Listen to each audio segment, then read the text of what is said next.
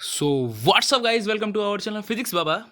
तो जैसे कि आपने मेरा थंबनेल देखा, 5 फरवरी वाले दिन मैं केमिस्ट्री के इंपॉर्टेंट टॉपिक्स के बारे में चर्चा करने वाला हूँ जो क्लास 12 के बोर्ड एग्जाम के लिए इंपॉर्टेंट है। तो सबसे पहले solution including colligative properties. Solutions के जितने भी फॉर्मूलाज हैं, हेनरी लॉ है, रॉल्स लॉ है, ideal solution, non ideal solution, ये सब आपको डीपली पढ़ के जाना है।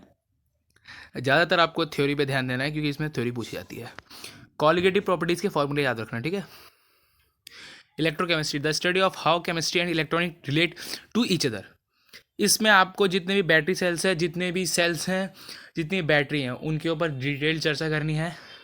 और अर्नियस इक्वेशन का फॉर्मूला, जितने फॉर्मूले हैं वो डिटेल पढ़ने हैं और थोड़ी थोड़ी डेफिनेशन पढ़नी है। ये इंपॉर्टेंट टॉपिक है।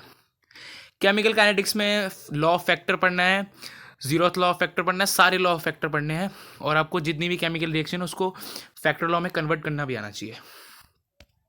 Alcohol, phenol and ether, focus and hydroxy derivative alkanes for aromatic rings. Alcohol, phenol, ether के अंदर आपको जो जो मैंने पढ़ा वो इंपॉर्टेंट है। एरोमेटिक कंपाउंड पता होना चाहिए, हाइड्रोक्सी डेरिवेटिव एल्केन भी पता होना चाहिए, और preparation of alcohol, preparation of phenol, preparation of ethers, उसकी सारी मैकेनिज्म सब पता होनी चाहिए आपको।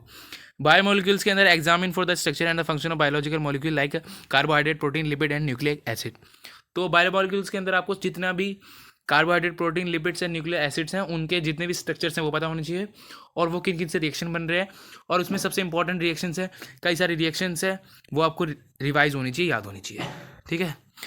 Period table and element including the period table of element के अंदर आपको कुछ नहीं पढ़ना है, सिर्फ और सिर्फ एलिमेंट्स के नाम याद कर लेना और कुछ नहीं है, ओके। और कुछ जो न्यूमेरिकल्स पूछे जाएंगे वो। Aufbau principle including the Aufbau principle, ये भी जरूरी है।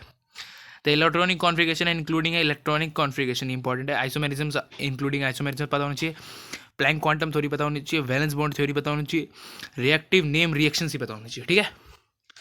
तो ये कुछ चीज़ थी हमारे साथ। सेकंड चीज़ पीरियड टेबल, हाँ ये तो मैंने आपको बता दिया है। हाँ, रिएक्टिव सीरीज आपको याद होनी चाहिए, नेम रिएक्शंस पता होनी चाहिए, जितनी भी इक्विलिब्रियम पता होना चाहिए, redox reaction and hydrocarbons and coordination compound का भी कुछ कुछ चीज़ें पता होनी चाहिए, क्योंकि ये आपके सिलेबस में नहीं, सिलेबस पिछले वाला था। जो जो मैंने जिनको डीपली दिखाया बायोमोलिक्यूल्स तक, वो आपको अच्छे से पता होना चाहिए। इंपॉर्टेंट, मोस्ट इंपॉर्टेंट है ये, इससे बाहर कहीं नहीं है। सो गाइज, ऐसी अपडेट लेते रहें, प्लीज़ लाइक करें, सब्सक्राइब करें, शेयर करें। जय हिंद।